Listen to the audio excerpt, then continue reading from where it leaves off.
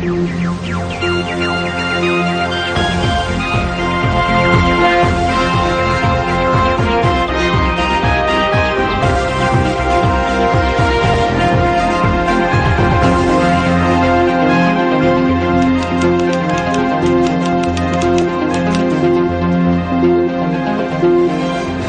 you the news from around the globe and here in Sri Lanka. We are coming to you live and direct from the Newsfirst Center here in Colombo. This is the news at 9. Very good evening. I'm Joel Outsford. Good evening. I'm Aishwarya Pinto. Let's start off with a look at the headlines. Cabinet of the National Government sworn in, 42 ministers take oaths. President and Prime Minister advise the new cabinet. දේශපාලනඥයෙක් රාජ්‍ය නිලධාරියෙක් වංචා දූෂණ අක්‍රමිකතා පුතෙක් රහසේ කළත් ඒ රහසක් වෙන්නේ නැහැ. එය පැහැදිලිවම ජනතාව අතරට යනවා. අද එකඟත්වයේ නිසා විදේශයෙන් තියෙන ප්‍රශ්න වලට අපිට මුහුණ දෙන්න පුළුවන්. Former General Manager of Rakna Arakshaka Lanka admits that he made a false statement to the Presidential Commission of Inquiry. Information comes to light over the arsonist involved in the torching of 28 shops in Ampara. The new cabinet of the national government was sworn in before President Maithripala Sirisena this afternoon. The swearing-in ceremony took place at the Presidential Secretariat. The cabinet, formed together by the United National Party and the Sri Lanka Freedom Party for a period of 2 years, comprises of 43 ministers. Prime Minister Ranil Wickremesinghe was sworn in as the Minister of National Policy and Economic Affairs. John Amaratunga was sworn in as the Minister of Tourism Development and Christian Affairs. Gamini Jayavikrama Pereira was sworn in as Minister of Sustainable Development and Wildlife. Nimal Siripala de Silva was sworn in as Minister of Transport. S.B. Disanayake was sworn in as Minister of Social Empowerment and Welfare. W.D.J. Senaviratne was sworn in as Minister of Labour and Trade Union Relations. Lakshman Kiriyella was sworn in as Minister of University Education and Highways. Moreover, Anura Priyadarshana Yapa was sworn in as Minister of Disaster Management.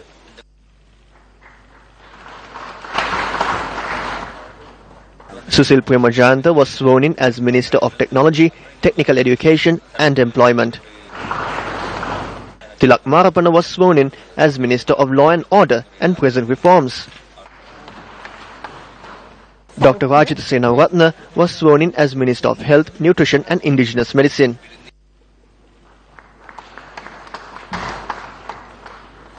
Ravi Karunanayake was again sworn in as Minister of Finance. Mahinda Samarasinghe was sworn in as Minister of Skills Development and Vocational Training, while Vajra Abhiyawardena was sworn in as Minister of Home Affairs. S.B. Navina was sworn in as Minister of Internal Affairs, Wambo Development and Cultural Affairs. Patali Champika Ranawaka was sworn in as Minister of Megapolis and Western Development. Mahinda Amaravira was sworn in as Minister of Fisheries and Aquatic Resources. Navin Disanayake was sworn in as Minister of Plantation Industries. Ranjit Siambalapitiya was sworn in as Minister of Power and Renewable Energy. Dominda Disanayake was sworn in as Minister of Agriculture. Minister of Justice Vijayadasa Rajapaksa was also sworn in as Minister of Buddha Sasana. P. Harrison was sworn in as Minister of Rural Economic Affairs. Ranjit Madhuma Bandara was sworn in as Minister of Public Administration and Management. Gayantha Karunatilaka was sworn in as Minister of Parliament Reforms and Media.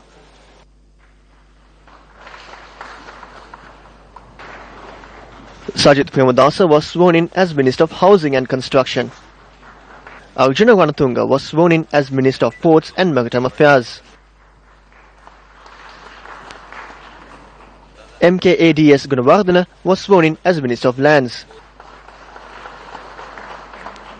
P. Digambaram was sworn in as Minister of Upcountry New Villages, Estate Infrastructure and Community Development. Chandwani Bandara was sworn in as Minister of Women and Children's Affairs. Talata Athukorala was sworn in as Minister of Foreign Employment. Moreover, Akila Viraj Karyavasam was sworn in as Minister of Education. D.M. Swaminathan was sworn in as Minister of Rehabilitation, Resettlement and Hindu Affairs. Chandima Virakodi was sworn in as Minister of Petroleum and Petroleum Gas.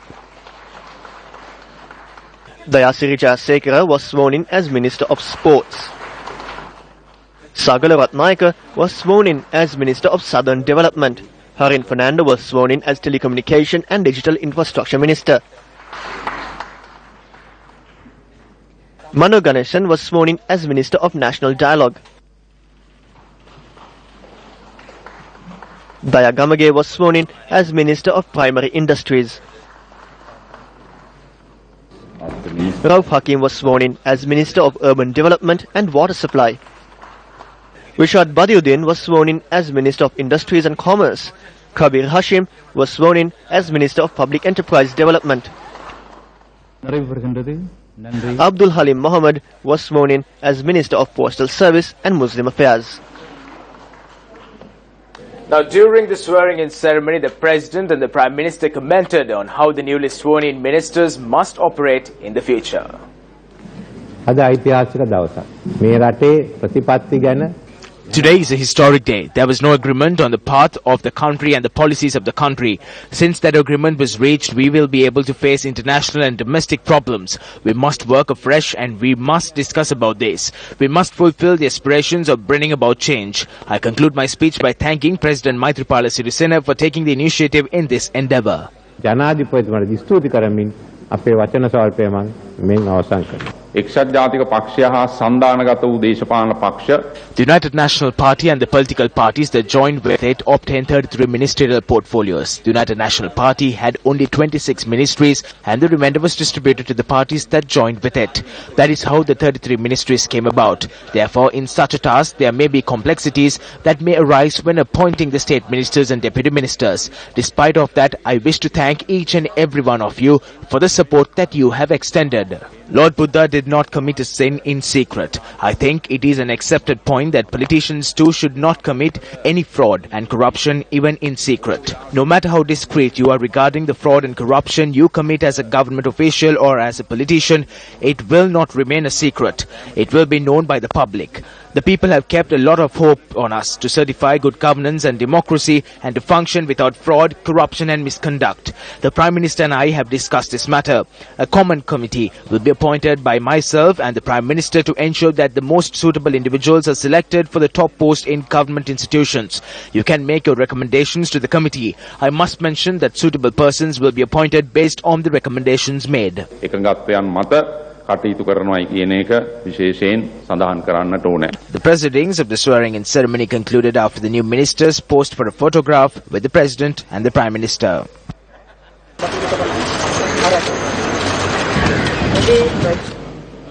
After being sworn in, the new ministers speaking to Newsfirst expressed their views on how they expect to render service through their respective ministries. We need to move forward with the Samurudhi campaign and the social welfare campaign. These come under my ministry. I believe that education can create change in this country. Education is the future of the country. I have been given the best ministry. I have been tasked with the development of the economy of the southern area and also the economies of the people living in the areas and surrounding areas.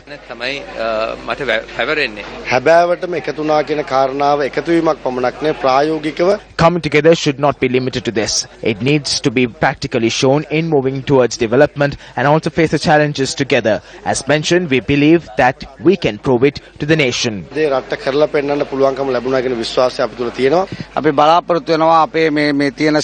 During these 5 years of good governance, we hope to take measures to improve the investments and the exports.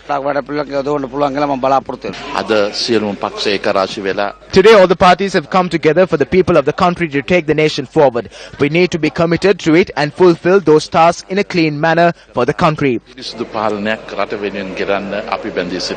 When I left Parliament on the 5th of August 2014, I told that I will return with the government as a cabinet minister. I did not mention that in a serious tone, but that has become a reality.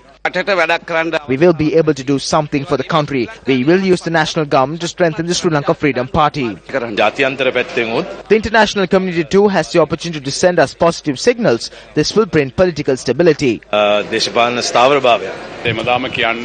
We have always requested for the creation of villages and not line houses. I have been given that ministry. The ministry that was given to me today will be used to uplift Buddhism in the future and also formulate new rules and regulations. This is a new challenge. In order to overcome these challenges, one needs to have a proper mind and vision. I believe through that a new era will be created in the country. There has to be a lot of upliftment in the northern province, especially in the eastern province, in Mannar, Jaffna, Trincomalee, Batticaloa. So therefore my responsibility is fairly great and I hope I will, with best of my ability, fulfill my obligation. Now you need not to have any doubt over media freedom. We have also planned to commence a housing program for journalists and the provision of duty-free motorbikes. I can say without fear the injustice will not be experienced by the viewer and the reader. We are in the government, therefore the other parties will have to serve as the opposition. That does not mean that the MPs are not entitled to their own views. They too can express their views without fear. With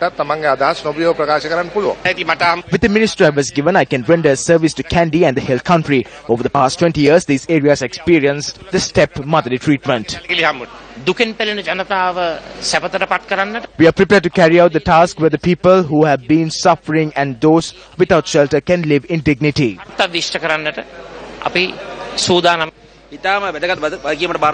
I have been vested with a very important responsibility. I have been given the responsibility of bringing out reconciliation among the communities and religions in the country. I will do it.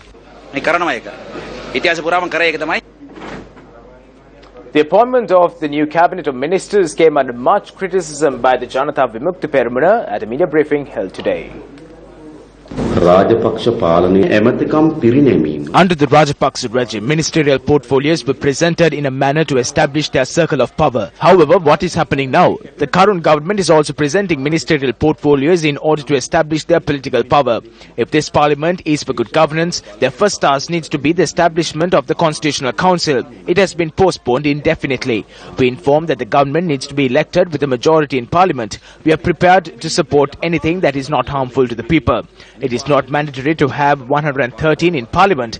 Therefore, there was no need to join together with another group to create a government. The enhancing of cabinet is in violation of the constitution. Journalists also questioned on the accepting of chief organizer of the opposition.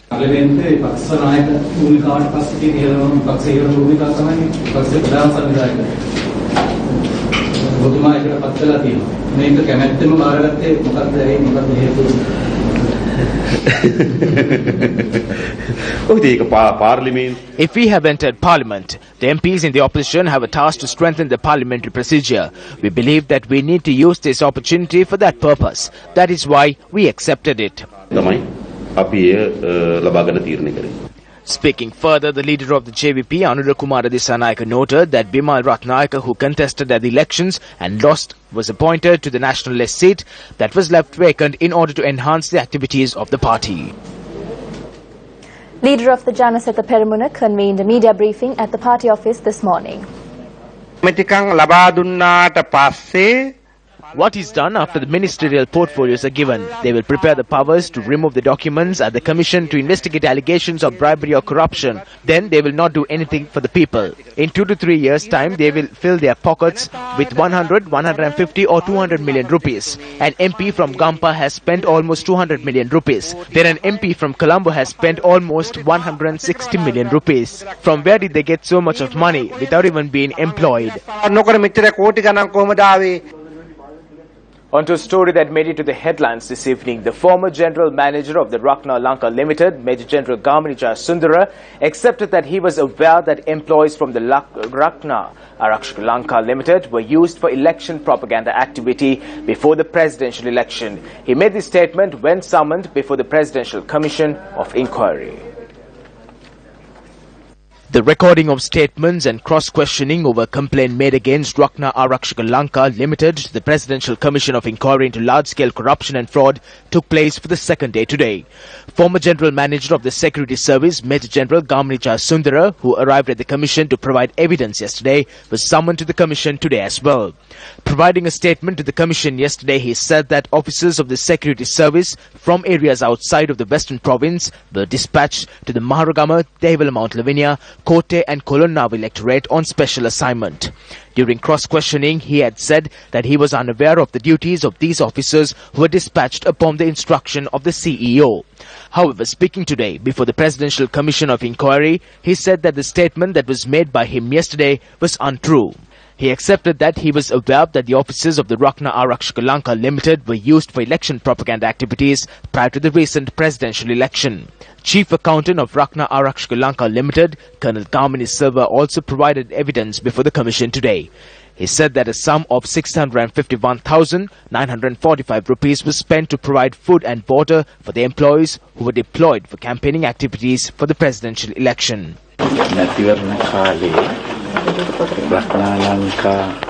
Investigations are underway into a massive corruption that is said to have taken place by deploying 150 employees of the Rakna Lanka Limited during the election period. The Presidential Commission of Inquiry will reconvene on the 17th of this month again. JVP Uva Provincial Councillor Samantha Vidyaratna arrived at the Police Financial Crimes Investigation Division today. The Provincial Council provided evidence for 2 hours over a complaint he filed 2 months ago. The complaint was filed against Uva Provincial Council Minister Anura Vidanagamage. He intimidates the businessmen in Mahayangane and destroyed their shops. He charged money from them, saying that the money will be used for renovation projects. While doing such financial crimes, he also misused state property by intimidating the relevant officials and constructing shops in those lands at his own discretion without following the proper tender procedure. Therefore, I filed this complaint regarding the loss incurred by the state as a consequence of the provincial ministers misusing his powers. We won't let these issues remain unnoticed. We are on the constant lookout on these cases. දූෂණ යට ගහන්න මේවා ආපහු හංග ගන්න ඉඩ තියන්නේ නැහැ මේ සම්බන්ධයෙන් අපි නිරන්තරයෙන් ඇහැගහගෙන ඉන්නේ. Still in local news this evening, former President Chandrika Bandaranaike Kumaratunga called on the Prime Minister of India Narendra Modi during her visit to India. International media reports that the former president called on the Indian Prime Minister on the sidelines of the Samvad Global Hindu-Buddhist Initiative on Conflict Avoidance and Environment Consciousness. Prime Minister Modi welcomed the successful holding of the parliamentary elections in Sri Lanka in a peaceful and participative manner as a reflective of the strength of democracy in the country. He also deeply appreciated the leadership role played by Chandrika Kumaratunga in Sri Lanka and in strengthening relations between India and Sri Lanka.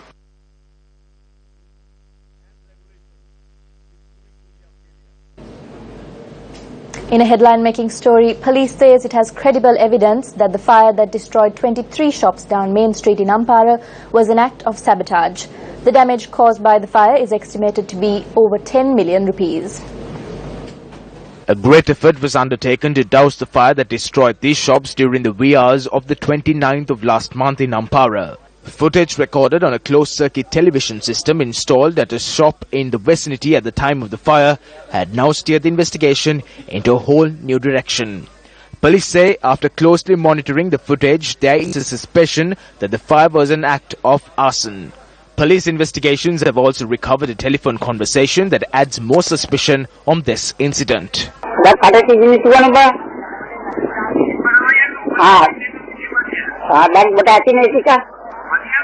जब बताते नहीं थे Indian होने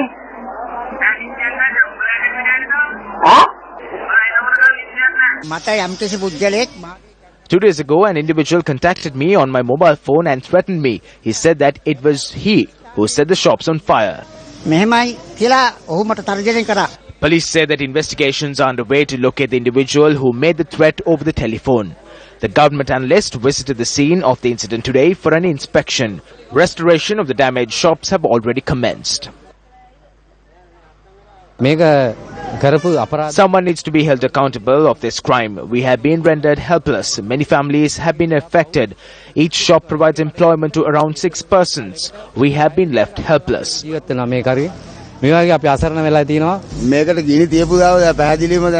is clear that this was an act of arson. Therefore, we request that the law be implemented.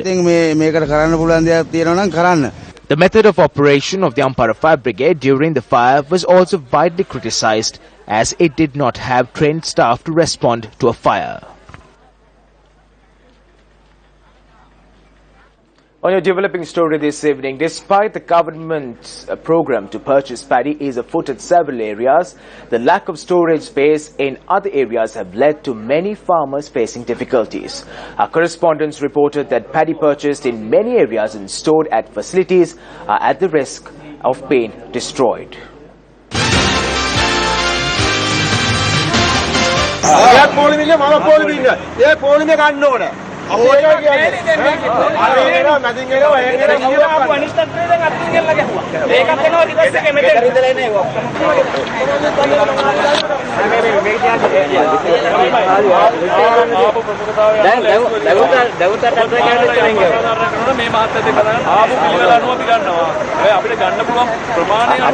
This was the scene that could be witnessed near a paddy purchasing centre in the Uhana area in Ampara.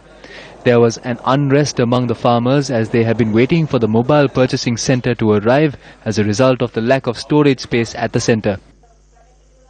The government buys paddy from the farmers who use the subsidies given for fertilizer so that they can keep track of how many stocks of paddy they need to purchase. It has been 5 days to this day. 5 days since we've been standing in this line. It's easy to grow the crops, but it is hard to sell it. It has been raining for 2 days now. The farmers have been rendered helpless and have to head back. A similar situation was witnessed at the paddy storages in the Anuradhapura and Polonnaruwa districts. The farmers show that the paddy purchased previously is still occupying the warehouses, thereby resulting in this present situation.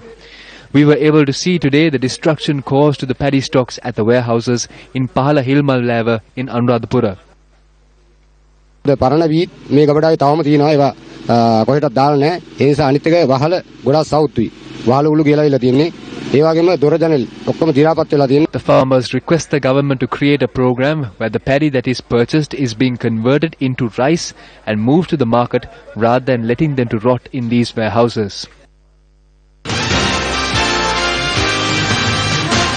Still in local news, occupants of the Mihidu Senpura housing complex located in Demutagada demonstrated for the second consecutive day today by obstructing the road. We used to live in Narahempita. We were evicted and the houses were demolished. We came here because they threatened to send white vans for us. These people who came to live in the housing complex are now faced with a severe water shortage. Children cannot be sent to school. The house where there was a funeral did not have water for 2 weeks. We cannot even go to work. We assume that the payments are made to the water board, but we do not know whether the bills were never paid. The people who obstructed the flyover in Demutagada said that they cannot pay the price for the mistakes made by the authorities.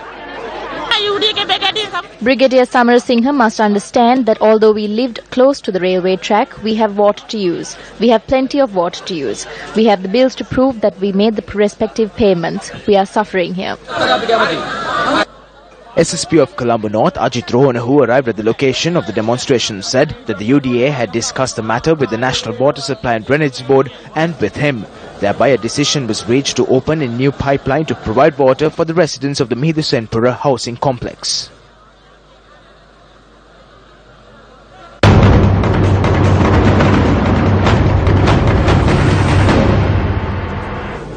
The chilling photograph of a 3-year-old Syrian boy dead on a Turkish beach has shocked the world already, grappling with images of the migrant and refugee crisis. For many European countries, the photo was too disturbing to use even through social media.